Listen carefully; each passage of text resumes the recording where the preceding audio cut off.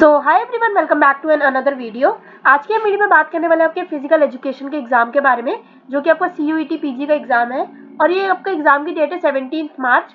और उसके अलावा मैं आपको एक चीज़ और बता दूं कि इसका पेपर का जो कोड है डेट इज COQP18।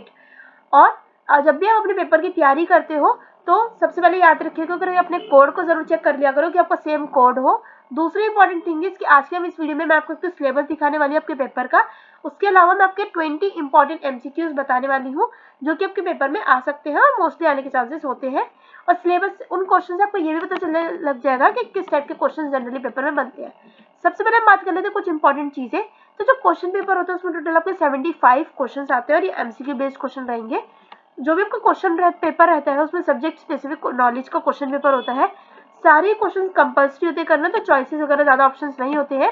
और क्वेश्चन पेपर जो है आपका बाइलिंगुअल होता है, दैट इज इंग्लिश और हिंदी दोनों मीडियम में होता है। तो यू हैव द चॉइस कि या तो आप इंग्लिश में अटेम्प्ट करें या फिर आप हिंदी में अटेम्प्ट करें।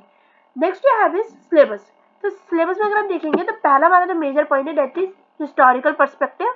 इसके ना जो आपको पॉइंटर्स है अंदर में जो भी है वो आप खुद पढ़ सकते हैं, जैसे कि physical education and sports in India in ancient Greece, Rome of and India, ancient Olympic games, इन सब के बारे में आप पढ़ सकते हैं। बस मैं आपको एक नॉर्मल बता देती हूँ। Then you have is philosophical perspective, then you have is psychological perspective, sociological perspective, anatomy and physiology.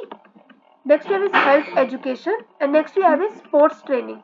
Then we have is kinesiology and sports biomechanics. Then we have is introduction to research, and then we have is test, measurement and evaluation in physical education. उसके अलावा हमारे पास है sports management, major sports competition and awards, rules regulation and records of games and sports. बहुत important वाला है, 13th वाला याद रखना। सिलेबस में आपको इसलिए थोड़ा थोड़ा पढ़ के भी बता देती हूँ ताकि आपको पता रहे कि क्या क्या चीजें मेजर में है। एंड लास्ट इंपॉर्टेंट आपका that is national sports scheme and policy, administrative and academic institute of excellence. So चलिए अब करते हैं वीडियो को शुरू। फर्स्ट इंपॉर्टेंट क्वेश्चन देख लेते हैं MCQ का, that is which ancient civilization is credited with the establishment of the Olympic games. तो कौन सा ऐसा एंशिएंट सिविलाइजेशन है जिसको क्रेडिट किया गया है establishment of the Olympic games. Answer आप कमेंट्स में भी लिख सकते हैं, फिर अपनी कोई कॉपी या पेन निकाल सकते हैं और उसमें लिख सकते हैं और वीडियो को पॉज करके। और आंसर मैं आपको बता देती हूँ, and that is ancient Greece, जो पार्ट है आपका बी पार्ट। नेक्स्ट है according to the philosophical perspective of education, which philosophy emphasizes the importance of practical experience and experimentation, and the correct answer here is pragmatism. Next we have is what term describes the unity of mind and body in sports performance according to the psychological perspective, and the correct answer here will be physical unity. Next we have is which sociological concept refers to the process of individuals adapting to the customs and behaviors of a particular society through physical education and sports, and the correct answer here will be socialization.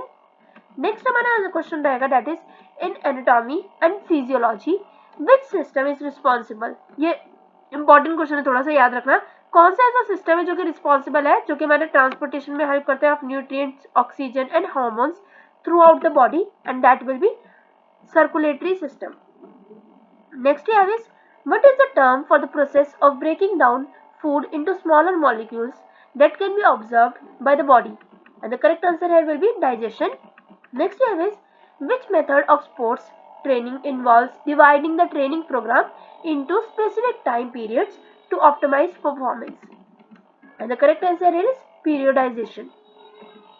Next है अभी हमारे पास Newton का जो first law of motion है, जो कि state करता है कि हर ऑब्जेक्ट का जो है वो रिमेन रहता है एज अ रेस्ट और in uniform motion unless acted upon bye an external force.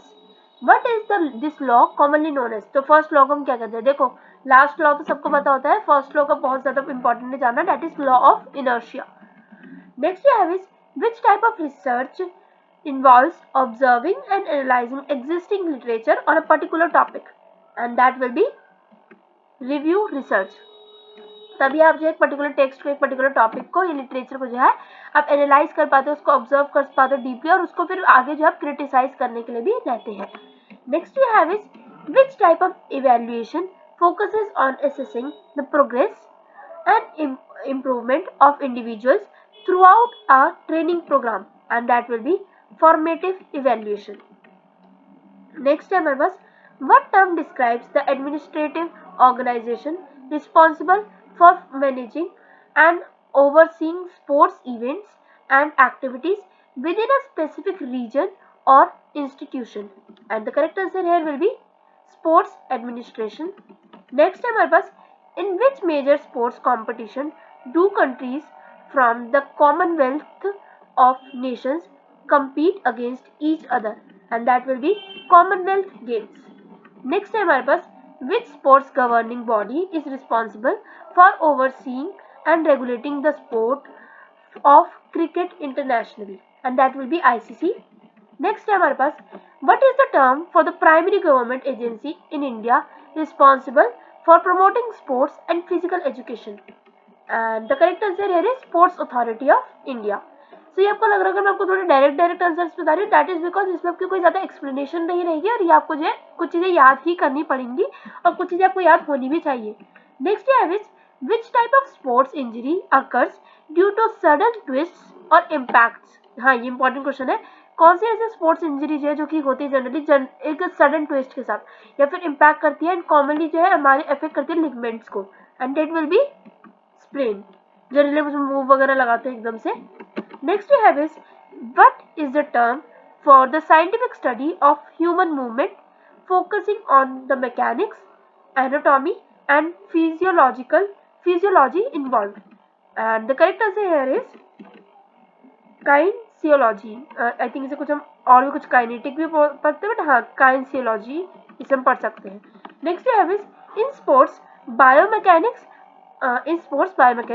What term refers to the point around which जो बॉडी का जो मास है वो इवनली डिस्ट्रीब्यूटेड होता है in all the direction, and that is centre of gravity. Next जो कि आपका इजीएस्ट क्वेश्चन है, which of the following is a primary function of muscular system. तो मस्कुलर सिस्टम का प्राइमरी फंक्शन क्या होता है? चार ऑप्शन है, transporting oxygen, digesting food, producing movement and then filtering waste. So the correct answer is producing movement. Next we have is, what is the term for the systematic process of planning, collecting, analyzing and interpreting data to answer a research question is, and that will be data analysis. Last question हमेशा से आपके लिए bonus रहा है, and that will be which of the following sports is not included in Olympic Games. तो अब आपको ये मुझे कमेंट में बताना है कि कौन सा एक ऐसा गेम है, मतलब स्पोर्ट्स है जो कि इंक्लूडेड नहीं है ओलंपिक गेम में. ऐसा भी हो सकता है चारों इंक्लूडेड हो और इस समय के टाइम में तो ये क्वेश्चन थोड़ा सा अलग भी हो सकता है. तो एक बार आप कमेंट में बता सकते हैं कि क्या ये चारों इंक्लूडेड है. अगर कोई इंक्लूडेड नहीं है तो उसका कमेंट में आप आंसर बताने वाले हैं. तो मिलते हैं इसी के साथ अगली वीडियो में.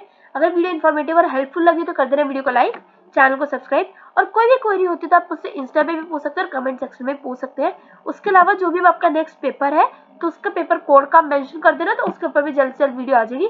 और यस, एक चीज और याद रखे करो कि जब भी पेपर कोड मेंशन करते हो ना, एक पेपर का नाम और एक एग्जाम की डेट, ये चीजें जरूर मेंशन कर दिया करो ताकि मुझे भी पता रहता है कि मैं उसके लिए जल्दी से कंटेंट बनाऊं और फिर आपको वीडियो प्रोवाइड कर सकूं.